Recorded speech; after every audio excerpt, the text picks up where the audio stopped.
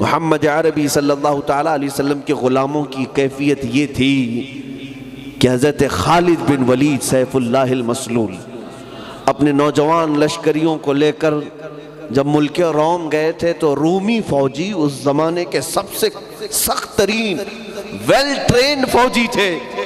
ان کے بڑے بڑے سپہ سالار سامنے آئے, کہا کہ کہاں دیہاتیوں کو لے کر کے آ گئے تم؟ خالد بن ولید یہ گاؤں کھیڑے دیہات والوں کو لے کر کے آ گئے روم والوں سے لڑنے کے لیے. ایک دن لڑائی کیا اور دیکھ لیا, بڑی بھاری ٹکر تھی, ہزاروں ادھر مرنے لگے. دوسرے دن پھر ٹرائی کر کے دیکھا, رومی غالب نہیں آ سکے. تیسرے دن رومیوں نے کیا پوچھا تھا جانتے؟ خالد بن ولید اور دیگر جو اسلامی سپہ سالار تھے ان سے کہا آپ کس لیے آئے یہاں تک روم تک؟ سنا ہوگا نا ہمارے پاس پیسے بہت ہیں, ہمارے پاس بڑی بڑی سونے کی کرسیاں ہیں, اسی لیے مدینے سے نکل کر یہاں تک آ گئے. بولو جتنا مال چاہیے دے دیتے, صلح کر کے تم واپس اپنے وطن چلے جاؤ, ہمیں اپنی حکومت کرنے دو. اللہ اکبر. خالد بن ولید کو جلال آیا اور کہا کہ خالد بن ولید صرف اور صرف اپنی تلوار تمہارے خون کی پیاس لے کر کے آئے, صرف اور صرف اس لیے کہ ہم اعلاء کلمت الحق کے لیے آتے ہیں, ہم اللہ رب العزت کے قانون کے نفاذ کے لیے آتے ہیں. باقی اقبال نے یہ کہا تھا شہادت ہے مطلوب و مقصود مومن, نہ مال غنیمت نہ کشور کشائی. ہوا یہ کہ جب کسرا کو فتح کر لیا تو صحابہ وہاں سے ایک قالین لے کر مدینے آئے. میں آپ کو بتاتا ہوں مسلمانوں, تمہاری اپنی ویلیو کیا ہے. چھوٹی چھوٹی چیزوں پہ مر مٹنا یہ ہماری عادت نہیں, چھوٹی چھوٹی چیزوں پر مر مٹنا یہ ہماری عادت نہیں. کسرا بادشاہ جو کرسی پر بیٹھتا تھا وہ سونے کی کرسی, اس کے نیچے جو قالین بچھائی جاتی تھی وہ دنیا کی سب سے مہنگی قالین. وہ قالین لے کر کے آئے صحابہ مدینہ طیبہ. حضرت عمر فاروق کا زمانہ ہے.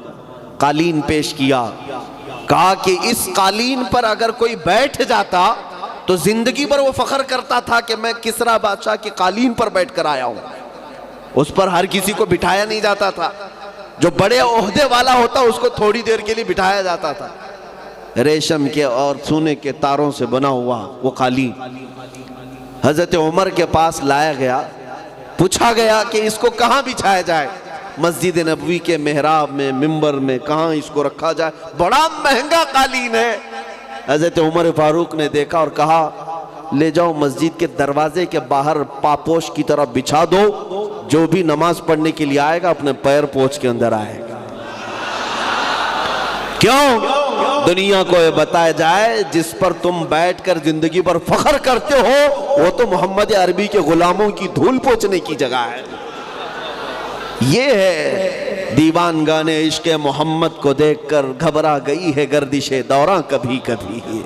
میرے عزیزو, ہمارے مقاصد یہ چھوٹی موٹی چیزیں نہیں تھی کہ ہم 400-500 روپے کے بکنے والے نوجوان نہیں ہیں. الحمدللہ ایمان والوں کی علامت یہ ہے کہ جن کے بارے میں یہ شاعر نے کہا تھا ٹل نہ سکتے تھے اگر جنگ میں اڑ جاتے تھے, پاؤں شیروں کے بھی میدان سے اکھڑ جاتے تھے. یا رسول اللہ تجھ سے سرکش ہوا کوئی تو بگڑ جاتے تھے, ارے تیغ کیا چیز ہم توپ سے بھی لڑ جاتے تھے.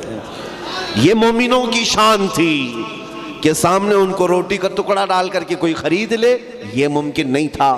جنگ خندق کے موقع پر حضور اکرم صلی اللہ تعالیٰ علیہ وسلم 1 مہینے تک خندق کھود رہے تھے مدینے کے اطراف میں, تاکہ کفار و مشرکین کی فوج اسے کراس کر کے مدینے میں نہ آئے. اتنی لمبی اور چوڑی خندق کھودی گئی, اس میں صحابہ بھی مصروف. اور 1 مہینے کے بعد یہ بھوکے صحابہ پیٹ پر پتھر باندھ کر کھودتے تھے. آپ حدیثیں پڑھیں, خندق کی جنگ کے وقت صحابہ کے پاس کچھ نہیں رہ گیا تھا.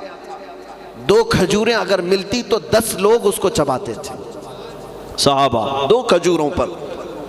بھوک کی شدت اتنی تھی, لیکن جو فوج آئی تھی نا کفار و مشرکین کی 10,000 سے زیادہ کی فوج, لیکن وہ سامنے اتنے ساز و سامان کے ساتھ تھے کہ روز رات کو کبھی اونٹ ذبح ہو رہا ہے, کبھی بکرے ذبح ہو رہے ہیں, ان کے ہاں سالن پک رہے ہیں، روٹیاں پک رہی ہیں، خوشبو آ رہی ہے، ادھر رسول اللہ کے صحابہ فاقہ میں ہیں۔ 1 مہینے تک یہ سلسلہ چلتا رہا۔ میرے عزیزوں میں آپ کو بتاؤں، اس دن میری آنکھیں ڈبڈبا گئیں جب میں نے یہ پڑھا، بھوک سے پیٹ پر پتھر باندھنے والے یہ صحابہ، پتھر باندھنے والے یہ صحابہ، حضور اگر آرام کر رہے ہیں رات کو، ایک صحابی بھی کسی کی تاریخ نہیں ملتی کہ تھوڑی دیر کے لیے ادھر سے ادھر جا کر ایک روٹی لے کر کے آ جائے، ایک بوٹی لے کر کے آ جائے۔ گوشت کے بھوننے کی خوشبو وہاں سے بھی آ رہی ہے، روٹیاں پکنے کی خوشبوئیں وہاں سے آ رہی ہیں، لیکن مجال ہے کہ ایک صحابی بھی گیا ہو۔ خود میرے آقا صلی اللہ علیہ وسلم نے پوچھا صحابہ سے، ان کے کھانوں کی خوشبوئیں تمہیں بھی پریشان کر چکی ہوں گی، بے چین کر چکی ہوں گی، ہمارے پاس کھانا نہیں ہے، تم بھوکے ہو، فاقے میں ہو، اور وہ لوگ بڑی بڑی غذائیں کھا رہے ہیں، لذیذ غذائیں کھا رہے ہیں۔ جانتے ہو صحابہ نے کیا کہا؟ مسکراتے ہوئے کہا، یا رسول اللہ، آپ کی یہ جماعت کھانے پینے کے لیے آپ کے ساتھ نہیں، اپنی گردن لے کر کے آئی ہوئی ہے۔ ہم تو شہادت کے انتظار میں ہیں کہ کب شہادت ہو اور مولا کے دسترخوان میں جنت میں ہمیں کھانا نصیب ہو۔ اے عزیزو، اے نوجوانوں، تم بکنے والی قوم میں سے نہیں۔ ایک بات میں آپ کو آج نصیحت کر کے جاؤں، ادھر کے علاقے اور تعصب کے شکار ہوتے چلے جا رہے ہیں۔ M P, U P, Rajasthan, Gujarat, ان علاقوں میں، جھارکھنڈ میں، یہ روز روز کی اب جو موب لنچنگ اور مسلمانوں کے ساتھ سختیوں کے حالات، کچھ بھی فکر کرنے کی ضرورت نہیں۔ تمہارا امتحان پہلے شروع ہو چکا ہے۔ ہاں، پورے ملک میں انتخاب رب تبارک و تعالیٰ نے تمہارا کیا، اب امتحان کی گھڑی آ گئی۔ حسین حسین کا نعرہ لگانے والے ہیں، میدان میں اتر کر کے اب بتاؤ، کوئی ظالم اگر تمہاری گردن پر تلوار رکھ کر کے کہے کہ رام رام چلاؤ، اسے بتا دینا میرے نس نس بولے گی نبی نبی۔ ہاں، ہماری سانس بھی نکلے گی اللہ اکبر کہہ کر کے نکلے گی۔ ہاں، ایمان پر قائم رہو میرے عزیزوں، ایمان پر قائم رہو۔ تم ایمان نہ پیسوں کے لیے لائے تھے نہ حکومت کے لیے لائے تھے، تم تو ایمان اپنے رب کی رضا کے لیے لائے ہو، اپنے رسول پاک کی غلامی میں لائے ہو۔ اب میں آپ سے یہ پوچھنا چاہتا ہوں میرے عزیزوں، دنیا کے سب سے اعلیٰ ترین انسانوں میں اگر کسی کا شمار ہو، عام سے عام بچے سے بھی اگر میں پوچھوں گا، بتا میرے عزیز بچے، دنیا کا سب سے حسین چہرہ کیا ہے، بغیر سوچے سمجھے وہ محمد محمد پکارے گا۔ میں اگر پوچھوں دنیا کا سب سے عظیم لیڈر کون ہے، آنکھ بند کر کے کہے گا سب سے عظیم قائد اور لیڈر محمد ہی ہے، رسول اللہ صلی اللہ تعالیٰ علیہ وسلم۔ مجھے بتاؤ سب سے اعلیٰ اخلاق والا انسان کون ہے دنیا میں؟ وہ میرے مصطفیٰ کی ذات ہے۔ پوری دنیا کو جہالت سے آزاد کرنے والا وہ عالم اور معلم کون ہے؟ وہ میرے مصطفیٰ کی ذات ہے۔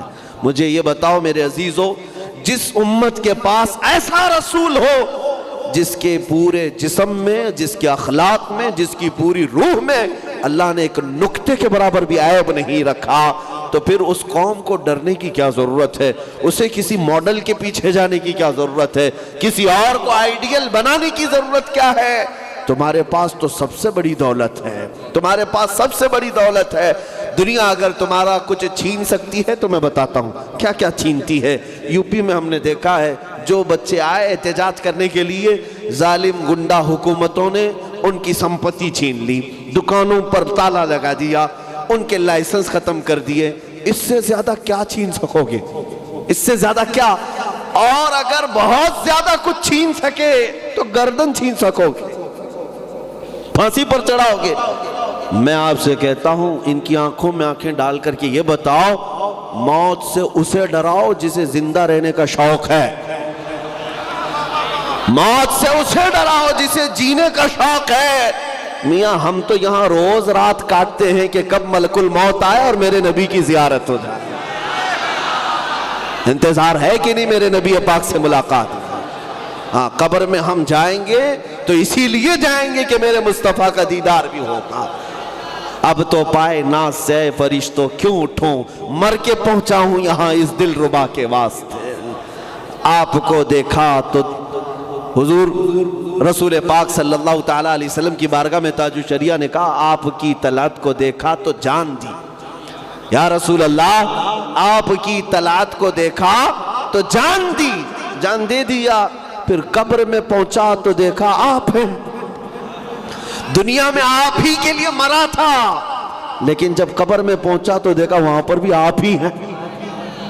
ہاں قبر سے اٹھنا یوں آسان تو نہ تھا، ہاں حشر میں آئے ہیں انہی کو دیکھنے کے لیے. وہاں پر بھی حشر میں بھی ہم اٹھائے جائیں گے میرے مصطفیٰ کے دیدار کے لیے. لہٰذا میں آپ کو یہ حوصلہ دینے آیا ہوں.